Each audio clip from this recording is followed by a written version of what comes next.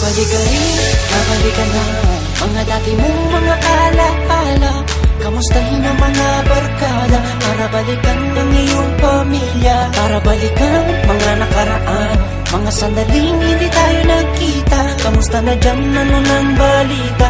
Magaganda ba yung mga bagong hita? Sa tagal ng panahon na di nakauwi, ang dami na siguro mga bago dyan uli, na hindi ko naabutan nung ako ay umalis. Trabaho ang inuna para lang maialis ang pamilya ko sa kahirapan sa Pilipinas. Kaya ang aking gutom ay sadyang pinapalipas. Tinitiis ang bawat sandali ng kalungkutan, na di kasama ang pamilya ko sa tagiliran. Iniwan ng lahat, ngayon nandito sa tate.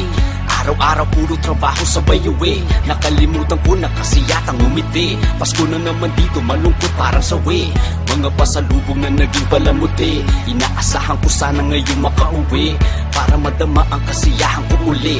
Pilipinas, padating na ako dyan uli. Babalik ka rin, babalik ka na. Mga dati mong mga alaala, kamustahin ang mga barkada, para balikan ng iyong pamilya, para balikan mga nakaraan, mga sandaling hindi tayo nagkita. Kamusta na dyan, ano ng balita? Magaganda ba yung mga bagong hita? Balikan ng mga dating ginagawa, di mo masakado pag walang ginagawa. Di nagpagurang ko ay biglang mawawala, makita ko lamang ang inyong mga mukha. Kahit nasa ka man, Pilipino ka pa rin. Kahit na mahilig ka pa sa mga itim, kahit na kasama mo na ngayon ay puti, Pilipino ka pa rin, bakat sa iyong itim. Dahil Pilipino ka, at ika'y pangu pa rin. Kahit na akala mo ikaw ay citizen, kahit nagpupumilit ka pa ng mag-Ingles, huwag mo nang tuloy dahil kami naiinis. Dati sa Pinas, isa ka lang tagawalis, at kahit na bata ka pa sa Pinas umalis, sa Pinas nagkaroon ng una mong galis, mananatili sa iyong katawan na mo'y batis. Babalik ka rin, babalik ka na.